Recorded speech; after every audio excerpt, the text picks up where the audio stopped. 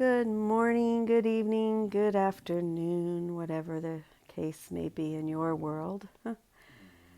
I am laughing. We're all in the same world of illusion. But thank you for joining with me. I'm picking up on forgiveness in the Song of Prayer. We are picking up on paragraph 5. I am going to read part of paragraph 4 to revisit the content.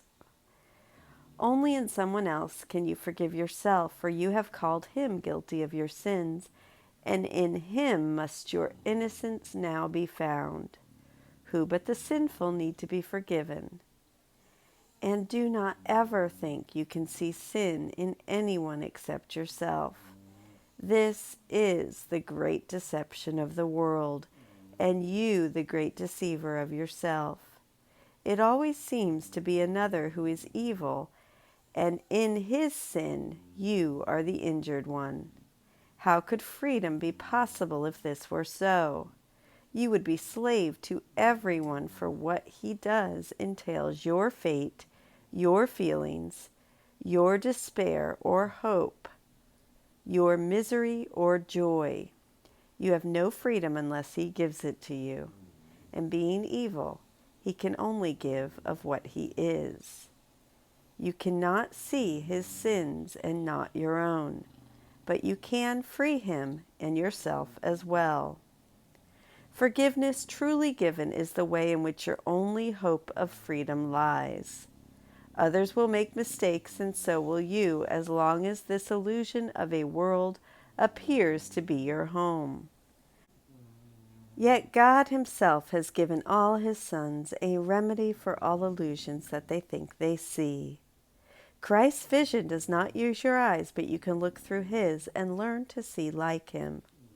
Mistakes are tiny shadows quickly gone that for an instant only seem to hide the face of Christ, which still remains unchanged behind them all. His constancy remains in tranquil silence and in perfect peace. He does not know of shadows. His the eyes that look past error to the Christ in you.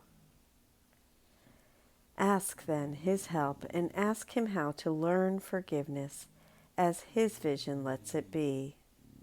You are in need of what he gives, and your salvation rests on learning this of him. Prayer cannot be released to heaven while forgiveness to destroy remains with you. God's mercy would remove this withering and poisoned thinking from your holy mind. Christ has forgiven you, and in his sight the world becomes as holy as himself. Who sees no evil in it sees like him, for what he has forgiven has not sinned, and guilt can be no more. Salvation's plan is made complete, and sanity has come. Forgiveness is the call to sanity, for who but the insane would look on sin when he could see the face of Christ instead? This is the choice you make, the simplest one, and yet the only one that you can make. God calls on you to save his Son from death by offering Christ's love to him. This is your need, and God holds out this gift to you. As he would give, so must you give as well. And thus is prayer restored to formlessness, beyond all limits into timelessness, with nothing of the past to hold it back from reuniting with the ceaseless song that all creation sings unto its God. But to achieve this end, you first must learn before you reach where learning cannot go. Forgiveness is the key, but who can use the key when he has lost the door for which the key was made and where alone it fits?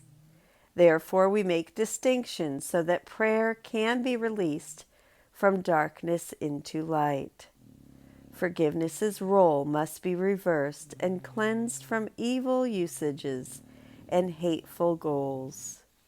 Forgiveness to destroy must be unveiled in all its treachery and then let go forever and forever. There can be no trace of it remaining if the plan that God established for returning be achieved at last and learning be complete. This is the world of opposites, and you must choose between them every instant while this world retains reality for you. Yet you must learn alternatives for choice, or you will not be able to attain your freedom. Let it then be clear to you exactly what forgiveness means to you, and learn what it should be to set you free. The level of your prayer depends on this, for here it waits its freedom to ascend above the world of chaos into peace. And that is the conclusion of section 1 of forgiveness, which is forgiveness of yourself. Thank you so much for joining with me, and I will see you tomorrow for section 2, forgiveness to destroy. I love you. Have a beautiful day. I will see you then.